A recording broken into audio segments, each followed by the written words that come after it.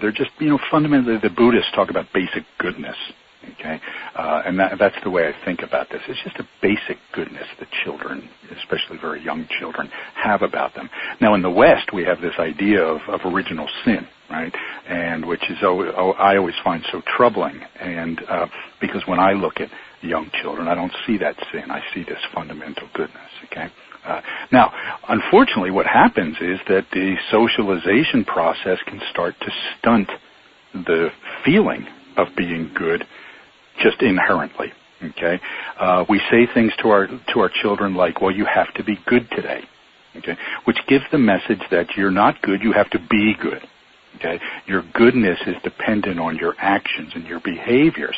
So this starts to shift from a feeling inherently benevolent to having to prove some benevolence and developing this idea that you're not good. Okay, so you have to, start to find ways to compensate for that.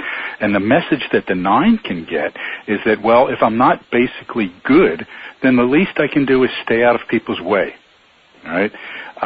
Instead of just being good. And then you get this character that's sort of structured around self-deprecation, putting oneself down, putting oneself out of the way. Okay, so when the benevolence becomes stunted, the 9 start to lose touch with their basic goodness. As again, we all do, okay? But the 9s feel this most acutely. At point 2, the issue is compassion, okay? We all have this experience of seeing babies in a maternity ward, and when one baby becomes distressed, the other babies become distressed, right? So there's this immature form of compassion where the babies feel the discomfort and the pain of other children, but again, it's not digested. It's not mature yet. But again, it becomes stunted in the development process, right? That kind of compassion is difficult to carry around, right? We've all had experiences where, I know through my travels, I've been to some very poor places, like in Cairo, for example, or Turkey, and you're surrounded by this poverty, and to feel the pain that everybody else has around us can become overwhelming. So we learn to shut that down, right? We learn to stunt our compassion, and that's the challenge that the 2 has. Okay. At point 3, what happens is value. Okay. Now, a baby, you walk a baby into a room and everybody parts, right? Everybody makes way for the baby and they want to take care of the baby. Now, babies don't do anything to demonstrate their value. In fact, the things that a baby does aren't that pleasant, right? They poop, they go to the bed, they want to eat all the time, they cry, they want to keep you awake at night. But we still see this inherent value in them that is so important. But then again, they start to get these messages. Okay, you have to earn your keep. You have to sing for your supper. You have to go to school and get good grades. Okay, you have to be, nice and smart and good at sports to make mommy and daddy happy. Okay, so all these expectations start to develop. So this feeling of inherent goodness then becomes stunted. Right? At point 4, it's our individuality. When you go back to the baby in the delivery room, the first thing they do is they clean off the baby, and then they take a footprint, right? And they take a footprint as kind of an identifier, right? So that, no fingerprints are the same, no footprints are the same.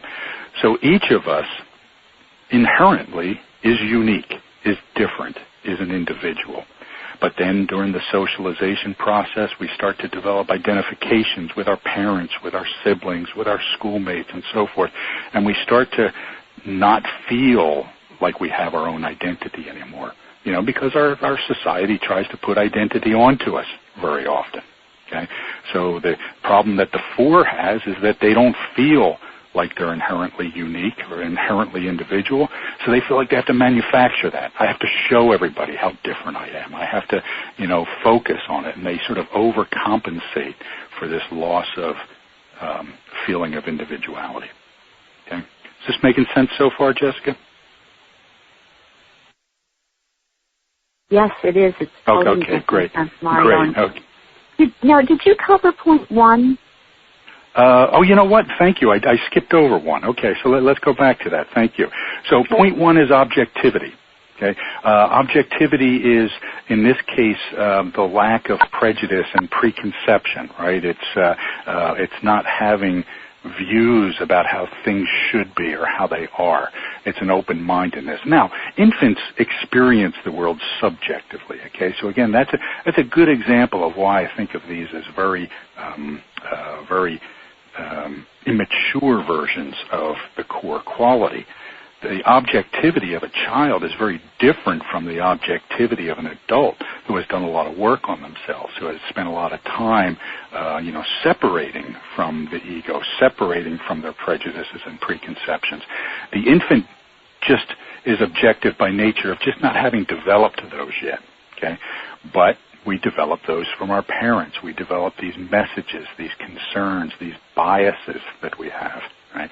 My father grew up in Europe during World War II, and now even many, many years later, he had this fear of gypsies. Right? Which is a very strange fear to have, but he was always telling us, "Beware of gypsies." Okay, and I had never seen a gypsy in my life, but I was afraid of them.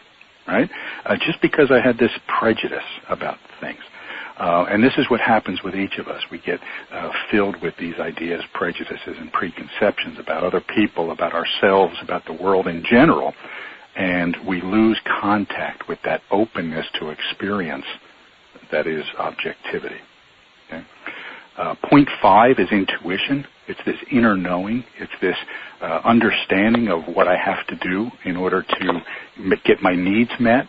Now, of course, babies don't have many needs that they need to get met, but they do respond to getting those, or they act out getting those needs met intuitively.